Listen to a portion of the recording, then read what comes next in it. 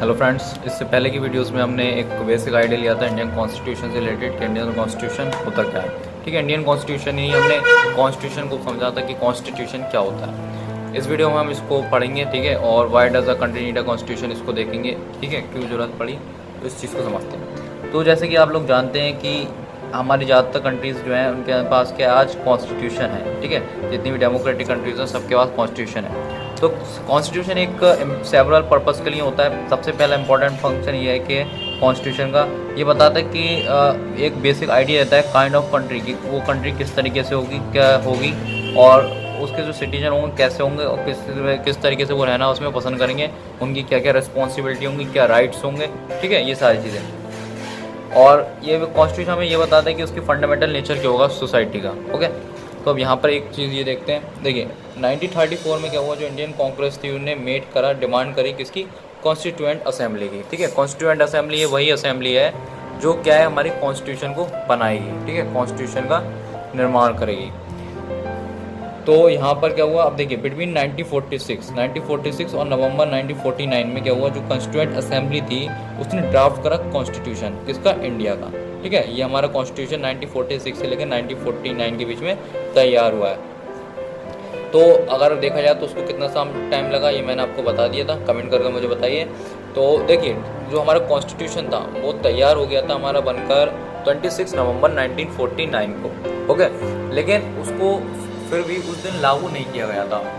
क्यों नहीं लागू किया गया था, इसके भी एक पीछे एक रीज़न है। और लागू आपको पता है कब किया गया था, कब हम अपना रिपब्लिक डे मनाते हैं। ओके, 26 जनवरी 1950, तो उस दिन हमारा कॉन्स्टिट्यूशन को पूर्ण रूप से लागू किया गया था, तब हम जाकर रिपब्लिक हुए। अब 26 जनवरी को क्यों कहा गया था, तो उसके पीछे रीज़न ये है कि कांग्रेस ने इसी दिन क्या हुआ था, लाहौर सेशन के थ्रू पूर्ण स्वराज की मांग की थी। तो इस वजह से हमारे उस डेट को इम्पॉर्टेंट डिक्लेयर करने के लिए हमारा जो कॉन्स्टिट्यूशन है इस दिन मतलब एग्जीक्यूट करा गया। ठीक है, इस दिन हमारा क्या हुआ, एग्जीक्यूट किया गया था। तो यहाँ पर ये आपको पिक्चर देख रही होगी, ठीक है, ये हमारी कॉन्स्टिट्यूएंट असेंबली है। यहाँ पर जवाहरलाल नेहरू कुछ अपनी स्पीच दे रहा है। ओके, तो ये ओके उसका फोटो दे रखा है यहाँ पर। देखिए यहाँ पर एक नेपाल का केस दे रखा है, ठीक है, नेपाल की सिचुएशन दी गई है कि किस तरीके से नेपाल में क्या हुआ, प्रॉब्लम आई, किस तरीके से यहाँ पर लड़ाई वगैरह हुई। ठीक है, यहाँ पर जैसे ये आप देख रहे होंगे एक रैली निकल रही है, फ्लैग्स वगैरह यहाँ पर लोग ले हुए हैं हाथ में। तो देखिए हुआ क्या, यहाँ पर नेपाल के पास पहले क्या थी, मोनार्ची थी। मोनार्ची के बाद क्या हुआ, फिर नेपाल का जो कॉन्स्टिट्यूशन क्या था 1990 में बनकर तैयार हो गया। 1990 में नेपाल को कॉन्स्टिट्यूशन मिल गया। लेकिन यहाँ पर हुआ क्या, कॉन्स्टिट्यूशन तो मिल गया, लेकिन मान लीजिए क्या कहते हैं, कॉन्स्टिट्यूशन बना दिया गया कि इस तरीके से इसको मुस्लिम को सज़ा दी जाएगी। ओके, सज़ा दे, अब यहाँ पर क्या हुआ, जैसे मान लीजिए कोई पर्सन है उसको सज़ा दी गई, और सज़ा जो सुनाएगा वो कौन सुनाएगा, जज सुनाएगा। जज ने मान लीजिए उसे फांसी की सुना दी। लेकिन वहाँ पर क्या था, फिर भी उस टाइम पे भी राजा था। लेकिन अब राजा ने क्या कहा, मान लीजिए राजा ने कह दिया कि नहीं इसको फांसी की सज़ा नहीं होगी, वो मान लीजिए राजा का करीबी था।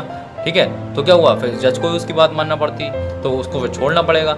तो यहाँ से क्या हुआ, मतलब हमारा कॉन्स्टिट्यूशन तो बन गया, लेकिन जो फाइनल जो पावर थी वो तो किसके, राजा के हाथ में ही थी। फिर अगर कॉन्स्टिट्यूशन बन भी गया लेकिन पावर फिर भी राजा के हाथ में, तो वो हमारा डेमोक्रेटिक कंट्री कैसे हुई, तो उस कॉन्स्टिट्यूशन का मतलब ही क्या हुआ। ठीक है, तो यही यहाँ पर प्रॉब्लम आई, और इसी के लिए काफ़ी डिकेट्स तक क्या हुआ, नेपाल लड़ता रहा। ओके, और फाइनली यहाँ पर क्या हुआ, जो 2006 में जो नेपाल का राजा था उसकी पावर को ख़त्म किया गया, और 2007 में हमारा जो नेपाल का कॉन्स्टिट्यूशन दोबारा से क्या हुआ, उसको लागू किया गया। और ये इसलिए और ये जो कॉन्स्टिट्यूशन था वो किसके अकॉर्डिंग था, उन लोगों के अकॉर्डिंग था।